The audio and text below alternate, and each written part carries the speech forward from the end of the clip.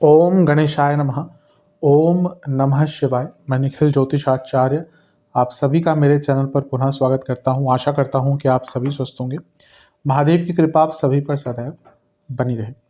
ये वीडियो धनु यानी कि सैजिटेरियस के लिए अत्यंत विशेष है, क्योंकि वीडियो है आने वाले सप्ताह यानी कि 10 मार्च से 16 मार्च 2025 के साप्ताहिक राशिफल के बारे में। कैसा रहेगा आने वाला सप्ताह धनु के लिए। जो मेरा साप्ताहिक राशिफल होता है वो प्रमुखतः चंद्रमा और उनकी गति पे आधारित होता है। चंद्रमा एक बहुत विशेष ग्रह है और उनकी विशेषता यह है कि वह जिस भी भाव में जाते हैं उसको एक्टिवेट कर देते हैं। मन के कारक हैं और न केवल भाव को, जिस ग्रह के संपर्क में आते हैं उनको भी एक्टिवेट कर देते हैं। इसीलिए डे टू डे एक्टिविटीज़ पर उनका प्रभाव बहुत होता है और इसलिए साप्ताहिक राशिफल की विशेषता बहुत होती है। क्या प्रभाव रहेगा ग्रहों का आने वाले सप्ताह में आपके ऊपर, क्या संभावितः अच्छा या बुरा हो सकता है, ज्योतिष के माध्यम से इसको समझने के लिए, इसको जानने के लिए, गाइडेंस प्राप्त करने के लिए साप्ताहिक राशिफल अति विशेष होता है। यदि आपकी लग्न राशि या चंद्र राशि धनु है, दोनों ही गाइडेंस के लिए इस राशिफल को देख सकते हैं। जहाँ से आपको ज़्यादा सूट करता है, रिलेट करता है, वहाँ से इसको ऑब्जर्व कीजिए। व्यक्तिगत तौर पे मेरा मानना है कि लग्न राशि से देखेंगे तो अच्छा है। इनकेस नहीं पता आपको तो आप अपनी चंद्र राशि से भी इसको देख सकते हैं, या जहाँ से ज़्यादा सूट करता है। टेक्निकली अलग अलग राशिफल नहीं बन सकते। शुरू करते हैं। चंद्रमा आपके अष्टम भाव यानी कि कर्क राशि में रहेंगे 10 मार्च को और 12 मार्च सुबह के 3 तक यहीं पर प्रवास रहेगा। अष्टम के चंद्रमा कोई बहुत विशेष, बहुत अच्छे नहीं माने जाते। यहाँ पे स्वराशि के हैं, विपरीत राजयोग बना रहे हैं। चंद्रमा का विपरीत राजयोग मैं हमेशा कहता हूँ कोई बहुत श्रेष्ठ नहीं होता। यहाँ पे कोई छोटा मोटा कार्य आपका पूर्ण हो सकता है, विदेश संबंधित कार्य है, पैसों का कार्य अटक रहा था, पूर्ण हो सकता है, पर अदरवाइज ये बहुत मानसिक रूप से परेशान करने वाला आपका टाइम होगा। चंद्रमा अष्टम में है, ऊपर से राहु का प्रभाव भी है दृष्टि का, तो कन्फ्यूजन बहुत ज़्यादा रहेगी, व्याकुलता बहुत रहेगी, इनसिक्योरिटीज़ बहुत रहेंगी, चिंताएं बहुत रहेंगी। मैं हमेशा बताता हूँ कि धनु वालों को एंग्जाइटी सबसे ज़्यादा होती है, तो एंग्जाइटी बहुत रहेगी। तो इस प्रकार की चीज़ें आपको बहुत यहाँ पे तंग करने वाली हैं। अच्छी चीज़ यह है कि शुक्र भी राहु के साथ बैठे हैं और शुक्र लाभेश हैं और उनका राहु के द्वारा इम्पैक्ट चंद्रमा पर धन की प्राप्ति दिखाता है। नीच भंग बना हुआ है, ये भी कोई ट्रबल से या प्रॉब्लम से निकलता हुआ एक योग बन रहा है, क्योंकि राहु का प्रभाव ये दोनों ग्रहों के साथ भी आपका होगा, या राहु का प्रभाव इन दोनों ग्रहों को सम्मिलित करते हुए होगा।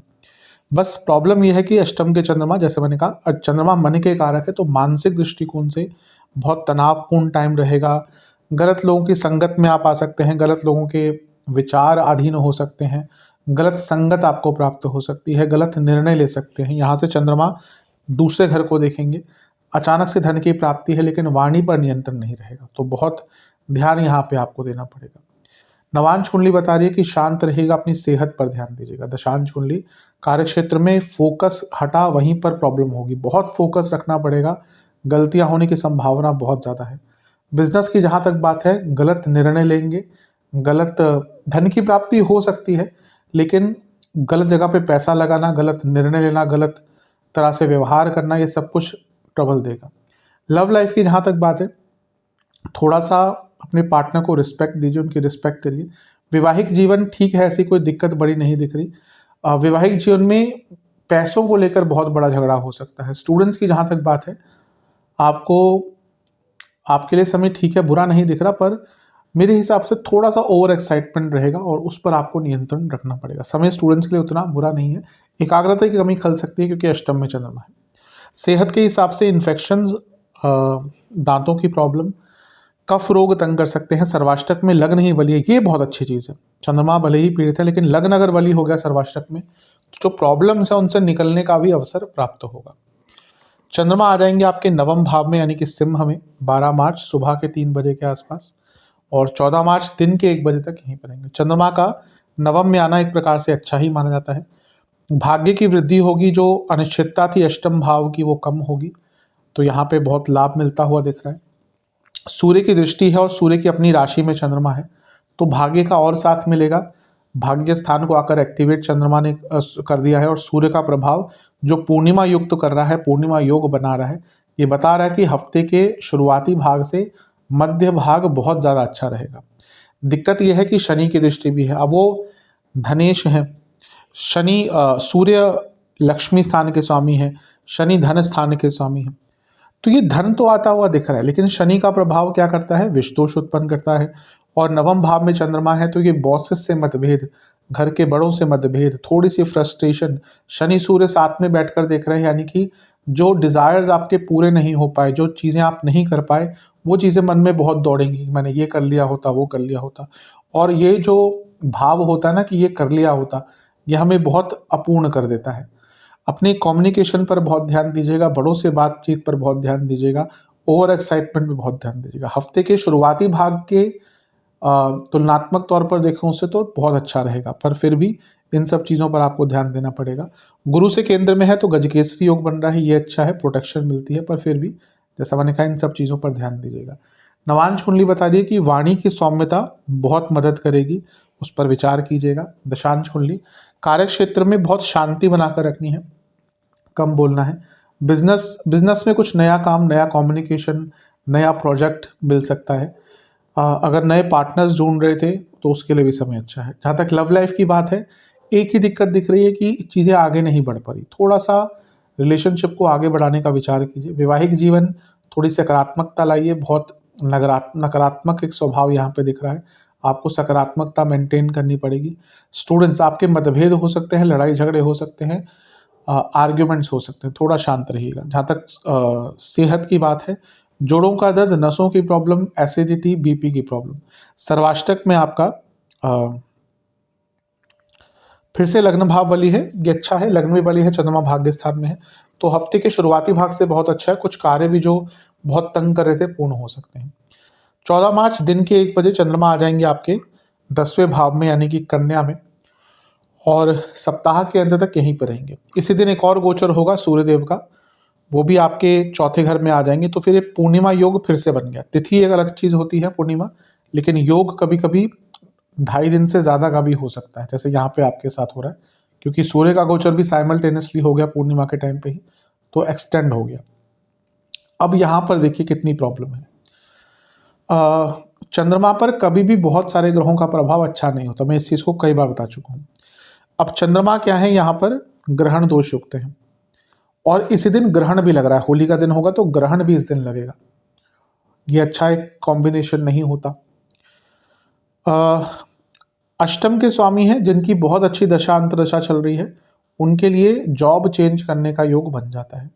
अदरवाइज अगर हम देखें, ग्रहण दोष 10वें घर में, अष्टम के स्वामी 10वें घर में ग्रहण दोष युक्त, बहुत अनिश्चितता कार्य क्षेत्र में रहेगी। सूर्य का प्रभाव पूर्णिमा युक्त तो कर देता है, लेकिन वो 10वें से 12वें के स्वामी हैं, ये भी प्रोसेस से प्रॉब्लम दिखा रहा है। शुक्र का प्रभाव ऑफिस पॉलिटिक्स, बुध का प्रभाव, बुध नीच के हैं, बाधकेश है। राहु का इम्पैक्ट, गुरु का प्रभाव, मंगल का प्रभाव, गुरु बचाएंगे लेकिन कितना बचा सकते हैं, मंगल भी पतित अवस्था के हैं, और 7 ग्रहों का इम्पैक्ट है चंद्रमा पर, ये कभी भी अच्छा नहीं होता। एक तो मन बहुत व्याकुल होगा, गलती करने की जो कैपेसिटी है आपकी बहुत बढ़ जाएगी, यानी कि बहुत गलतियां करेंगे। और सबसे बुरा उनके लिए होगा जिनकी दशा अंतरदशा खराब चल रही है। ग्रहण है, 10वें घर में है, कुछ लोगों की यहाँ पर जॉब तक अचानक से जा सकती है। तो कार्य क्षेत्र में बहुत संवेदनशील टाइम है, बहुत केयरफुल आपको रहने की आवश्यकता है। इवन ये कर्म भाव है, बहुत गड़बड़ कर सकते हैं, बहुत गलतियां कर सकते हैं, अपने ऊपर नियंत्रण नहीं रहेगा, प्रेशर रहेगा, वर्क प्रेशर रहेगा। तो हफ्ते का शुरुआती भाग कष्ट लेकर आएगा और अंतिम भाग भी बहुत कष्ट लेकर आएगा, तो बहुत ज़्यादा केयरफुल रहने की आवश्यकता है। जो ज्योतिष को गाइडेंस मानता है उसको यहाँ पे एक ये अवश्य समझना पड़ेगा कि हाँ, इसके द्वारा हम पहले ही अपने आप को चौकन्ना रख सकते हैं। तो ये अगर मैंने नकारात्मक चीज़ बोली है तो किसी को डराने के लिए नहीं, बल्कि आपको चौकन्ना करने के लिए बोली है कि हफ्ते का अंतिम भाग कष्टकारी थोड़ा सा हो सकता है। नवांश कुंडली बता रही है कुछ अलग नहीं कीजिएगा, कुछ नया मत कीजिएगा, जो चल रहा है वैसा ही चलने दीजिएगा। दशांश कुंडली कह रही है बहुत कार्य क्षेत्र में प्रॉब्लम दिख रही है, जैसा मैंने कहा अगर बहुत बुरा समय चल रहा है, कुछ लोगों के जॉब यहाँ पर जा सकती है, प्रॉब्लम्स आ सकती है। बिजनेस के दृष्टिकोण से कुछ नए ऑर्डर्स आएंगे, कुछ नया काम आएगा, पर बिना जांचे परखे बिल्कुल कुछ एक्सेप्ट मत कीजिएगा। लव लाइफ में दिक्कतें आ सकती हैं, कुछ लोगों का बहुत बड़ा झगड़ा भी हो सकता है, ब्रेकअप तक बात पहुंच सकती है। वैवाहिक जीवन, कई ऐसे लोग हैं जो आप दोनों को अलग अलग चीज़ें बोलते हैं और आप दोनों में झगड़े करवा रहे हैं, इनको जानिए, इनसे दूर रहिए। स्टूडेंट्स की जहाँ तक बात है, आप बहुत ओवर कॉन्फिडेंट दिख रहे हैं यहाँ पर और वास्तविकता से परे दिख रहे हैं। सेहत के अनुसार आपको इंडाइजेशन, लोअर बैक में दर्द, कफ रोग और हृदय संबंधित रोग तंग करेंगे।